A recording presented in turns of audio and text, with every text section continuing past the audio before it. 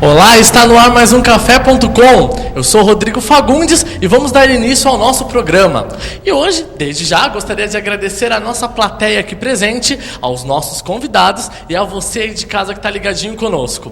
E o nosso tema de hoje, vamos falar sobre habitação e urbanização aqui na cidade de Guarulhos. E para chamar a nossa atenção e falar sobre o nosso bate-papo, vou convidar ela, Thaís Santana. É com você, Thaís. Obrigada, Rodrigo. No tema de hoje falaremos sobre habitação e urbanização em Guarulhos, onde muitos projetos estão sendo desenvolvidos para a melhoria da população.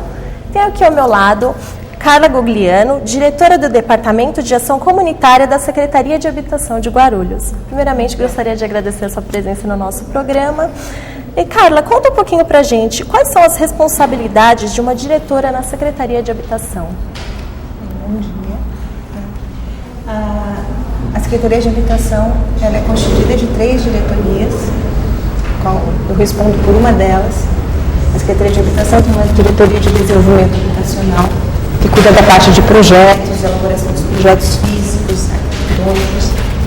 Tem uma diretoria de assuntos fundiários, que tem por responsabilidade a legalização da posse, toda a parte de titularização das famílias, e a diretoria de ação comunitária, que eu respondo, as atribuições mais específicas é fazer a interlocução com a população, com a comunidade. Ela faz a interface direta com as comunidades que são beneficiadas por esses projetos de urbanização. Durante todo o período, seja no período da elaboração do projeto, no acompanhamento das obras e no pós-obra dos projetos. E de onde surgem as ideias para os projetos? Na verdade, assim, as demandas para os projetos são muitas, né? Guarulhos tem uma série de precariedades na área habitacional que vem desenvolvendo, vem implantando diversos projetos, principalmente na área de urbanização. Então, quando nós temos a possibilidade de obter financiamentos ou direcionar projetos para as áreas, nós temos todo um levantamento das precariedades dessas áreas. Então, o que é analisado para essa escolha, né? A questão do risco físico, risco geológico, a participação da população, né, uma comunidade que está mobilizada, uma comunidade que tem interesse naquela urbanização, questões fundiárias, se a área tem possibilidade de ser regularizada, porque é impossível a gente regularizar a posse ou uma urbanização numa área que está em cima de um córrego que você precisa se transferir, né? A população precisa ser transferida. Então, todos esses critérios, eles são levados em conta na definição dos projetos. Também custos, né? A questão do custo, da tipologia. Então, são todos esses critérios, todos esses itens que são analisados, considerados para se definir por que uma área é elegível para implantar um projeto. O que a cidade precisa para crescer mais nessa área de habitação? A habitação ela exige muito investimento, né?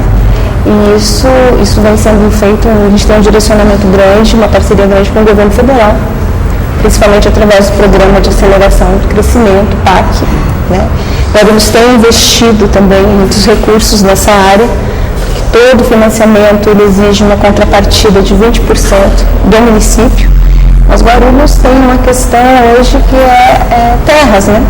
Nós precisamos de áreas e muitas vezes para esses projetos é necessário ou a desapropriação ou a definição de novas áreas. A gente vem adotando a tipologia de verticalização, né? Então os prédios, no intuito de você garantir o maior número de famílias permaneçam naquela área, naquela localidade, e você evitar que elas sejam transferidas para lugares mais distantes. Então essas foram algumas alternativas que a gente vem adotando. E muitos projetos estão em andamento? Sim, nós temos muitos projetos em andamento, né, mais de perto de 20 áreas, né, envolvendo muitas famílias. E esses projetos todos são na área de urbanização, todos com parceria com o governo federal. E como é discutido o destino e a quantidade dos valores para os investimentos nas obras? Seguinte, na verdade, os financiamentos, a ordem dos recursos, quando a gente pleiteia um financiamento, é informado principalmente para o Ministério. Vou pegar uma situação específica para a gente exemplificar. Quando a gente solicita um financiamento do governo federal, é informado o número de famílias que vai ser atendidas naquela área. A gente informa também quais são as ações que se pretendem implementar naquela área, tanto da parte física, que envolve infraestrutura, questão da drenagem, da construção de novas unidades, toda a parte de urbanização, como do trabalho social e ações de regularização fundiária. Esse cálculo é feito a partir do número de famílias. E o governo federal ele dá parâmetros de valores tanto para infraestrutura como para a construção de unidades. Então, a gente chega a esse cálculo, a esse custo, a partir do número de famílias versus o que é necessário ser realizado naquela área. Guarulhos disponibiliza de uma grande área para novas construções? Guarulhos tem uma dificuldade em relação a novas áreas, né?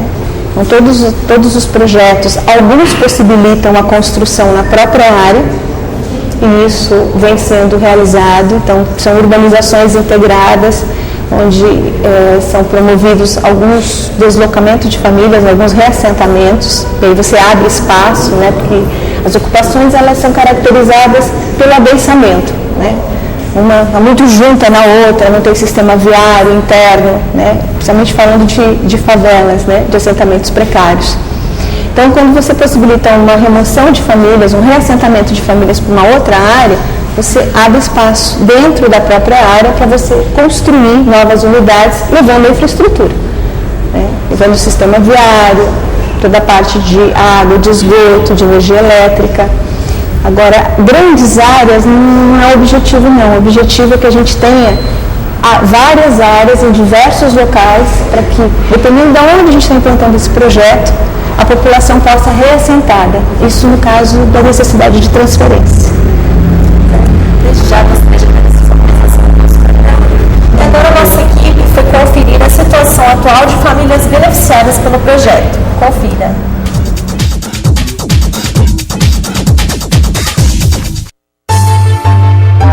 A produção do Café.com foi até as antigas moradias das famílias beneficiadas pelo PAC, Programa de Aceleração ao Crescimento, e mostra como a situação era precária, pois o córrego alagava e todos sofriam com as enchentes constantes.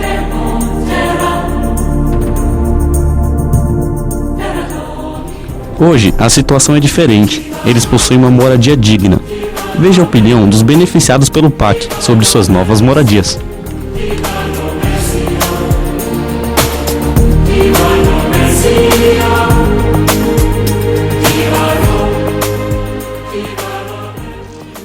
A gente morava em uma área de risco, entrava muita água, era muito rato. E a gente toma aqui já há um mês, estou amando e cada dia está melhorando mais e mais aqui. Porque eu nunca gostei da Ceboseira, porque eu morava na beira do rio, sofri muito com enchente no meio da cintura, dentro de casa. Quando a lama baixava, ia dar serviço para nós, né? Podia ser 12 horas da noite, 1 hora da manhã, de dia, não tinha hora marcada. Na hora que a enchente chegava, podia ser à noite, podia ser o que fosse, tinha que dar serviço para nós. E graças a Deus eu estou muito satisfeito com a morada nova. Os apartamentos para todo mundo, está fazendo no Bela Vista, no São Rafael. Esse é o projeto do prefeito, né?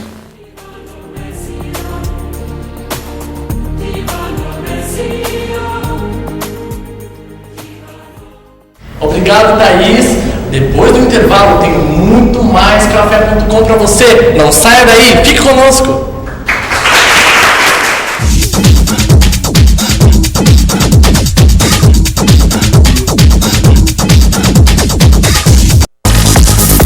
Ao longo de 40 anos, a UNG já formou mais de 65 mil profissionais. São 5 unidades, mais de 100 cursos entre graduações, tecnológicos, extensão, especializações, mestrados e doutorado, professores, mestres e doutores, bibliotecas atualizadas, laboratórios e clínicas que atendem a comunidade.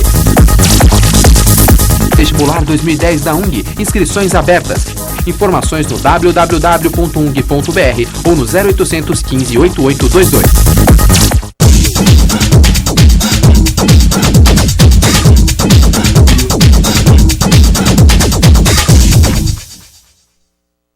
hoje falando sobre habitação e urbanização na cidade de Guarulhos. E para continuar com o nosso bate-papo, eu vou chamá-la, Thaís Santana.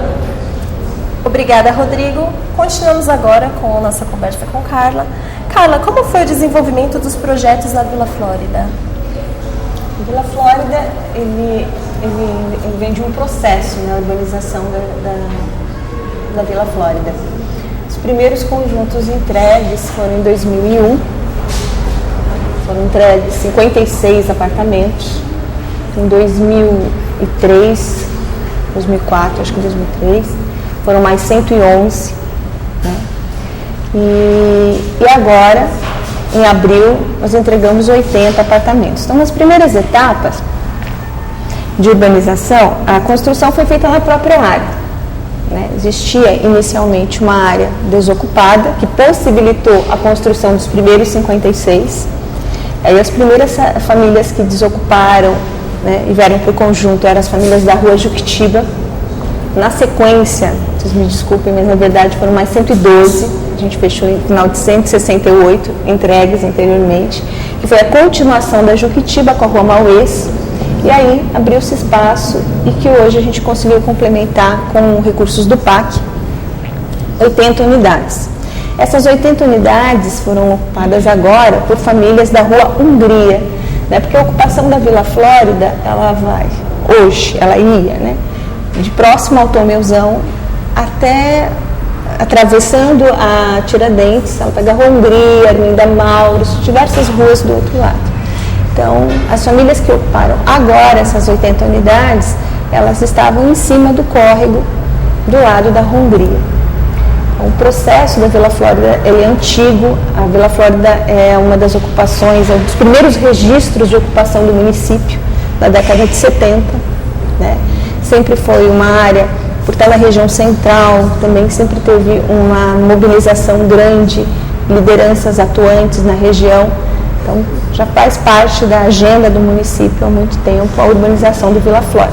E agora foi possível fazer a terceira etapa com recursos do PAC e as famílias acabaram de ser transferidas, possibilitando que a desocupação da área, da faixa notificante do córrego, né, e revitalização do outro trecho. Como já foi feito a pracinha, né, toda a parte arborizada que você tem ao longo da Juquitiba foi possível com a desocupação das famílias para os prédios. Como funciona o processo para que essas famílias saiam de onde moram para esses novos conjuntos? Esse processo de transferência de famílias, que a gente chama de reassentamento, porque a família ela vai ser atendida em outro local. Ali o reassentamento é próximo, na verdade é na mesma área, né? Você não está saindo do bairro, nada. Ele é mais complicado quando normalmente você tem que se deslocar do bairro que é onde você mora hoje. Então, no caso do Vila Flórida, como é que a gente faz? Todo o processo, ele envolve a discussão, né? E aí eu vou entrar um pouco na questão do acompanhamento social que a gente tem nessas áreas. Porque assim, quando a gente define ali uma continuidade de projeto, então já há, por parte daquela população, falando do Vila Flórida, a perspectiva de ser atendido, né? Porque já houveram outras etapas onde a população foi sendo atendida, a gente faz o cadastramento, a gente identifica quem são essas famílias. A prioridade na escolha das unidades, sempre das famílias mais antigas. Nós não fazemos sorteio de unidades. No caso das 80 agora foi um trecho específico. Quando a gente tem algum tipo de resistência, no sentido da família tem alguma dificuldade, não quer mudar naquele momento para o apartamento, né? Não é aquele atendimento nesse momento, tem a possibilidade de troca porque a gente está fazendo a área por etapas, né? Então ela pode aguardar um outro momento, é uma outra alternativa, e outra família também com tempo na área, ela faz essa troca com essa família. Então, todas as informações sobre o projeto, sobre a unidade, quais são as áreas comuns do prédio, quais são os encargos que ela vai ter em relação à água, à luz, né, a manutenção, a regularização fundiária, né, e também atividades que a gente complementa muito com atividades de geração de renda. No caso do Vila Flórida, a gente tem um grupo de mulheres lá que durante todo esse período de obras, foi feito todo o acompanhamento visando o projeto, né, o projeto urbanístico, a execução da obra, mas também o desenvolvimento social. Então, algumas delas já se credenciaram na SUTACO, que é uma superintendência do governo do estado, que o artesão ele passa por uma avaliação e ele pode emitir nota, ou seja, elas já estão ganhando o sustento delas a partir dessa atividade de geração de renda. E a gente trabalha muito no sentido de promover a organização comunitária, porque a prefeitura ela vai estar no período do projeto, desse desenvolvimento do projeto, depois no pós-obra, mas a população precisa se apropriar, principalmente dessa organização, para que isso seja sustentável, para que isso continue e para que ela permaneça no conjunto, que é o grande desafio. Né? Quantas famílias atualmente estão no Vila Flórida? Olha, em Vila Flórida você tem 168, que foi nas primeiras fases, mais 80. Então, 220 e pouco. Eu sou péssima de conta, gente, pelo amor de Deus. Mas 168 na primeira, mais 80 na segunda. Como funciona o acompanhamento social? O acompanhamento social, ele é sistemático, né? Principalmente durante o período de obra. Durante o período de obra, desculpa, a gente mantém um plantão semanal na área, são feitas assembleias, então todas as discussões sobre o projeto que envolve o conjunto da população, chamada assembleia, onde é discutido e deliberado conjuntamente. É eleito pela população uma comissão de acompanhamento de obra, né? Então essa comissão ela vai ter uma interlocução muito mais forte com a prefeitura sobre em que estágio estão as obras, quais são os períodos, ela vai ter mais informações para poder fazer essa interlocução com o conjunto das famílias. Participam dessas reuniões também, principalmente dos plantões, a área técnica, então ou engenheiros ou arquitetos, para que também a população tenha esclarecido suas dúvidas em relação ao projeto, né, o que vai ser implementado, o tamanho de unidades, né, o andamento das obras. E durante todo esse período o foco maior é a transferência das famílias e ações de desenvolvimento social, que é a geração de renda, educação sanitária e ambiental e a parte de organização comunitária. Na sequência, todo o período de mudança também ele é assistido, ele é acompanhado pela equipe. E a partir da mudança, a gente entra no pós-ocupação e pós-obra. Nesse período, as famílias vão se deparar assim, com a nova unidade, né, com um novo ambiente. Então, podem aparecer alguns problemas construtivos que a equipe tem que estar lá, tem que caminhar para a construtora, orientar quanto ao uso dos equipamentos. E, principalmente, a formação de condomínio, né? A formação de associação para manter, no caso do Vila Flórida, que são prédios, para manter, para deixar tudo organizado e que a população saiba fazer um bom uso. Então, a equipe, assim, contratualmente, a gente tem um período de 9 meses depois da entrega das obras, onde é feito acompanhamento de pós-obra mais avaliação.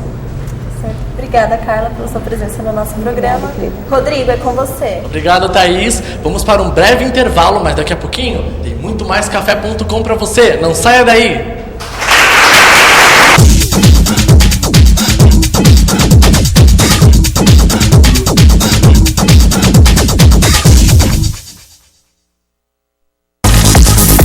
Ao longo de 40 anos, a UNG já formou mais de 65 mil profissionais. São 5 unidades, mais de 100 cursos entre graduações, tecnológicos, extensão, especializações, mestrados e doutorado, professores, mestres e doutores, bibliotecas atualizadas, laboratórios e clínicas que atendem a comunidade.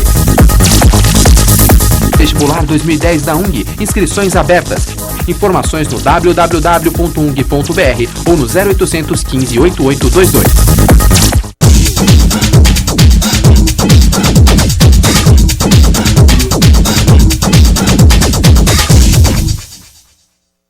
Estamos de volta com o nosso café.com. Lembrando que o programa ele é produzido pelos alunos do primeiro semestre de Comunicação Social com parceria com UNG Comunidades. E infelizmente chegamos ao final do nosso programa. Gostaria de agradecer desde já a nossa convidada aqui presente, a nossa plateia e a você aí de casa que ficou ligadinho conosco desde o início do programa. E também gostaria de agradecer ao nosso cabeleireiro e maquiador, o Júnior, o telefone dele 2408-3006. Lembrando que semana que vem nós temos um compromisso marcado aqui, tá bom? Um forte abraço e até o próximo Café.com.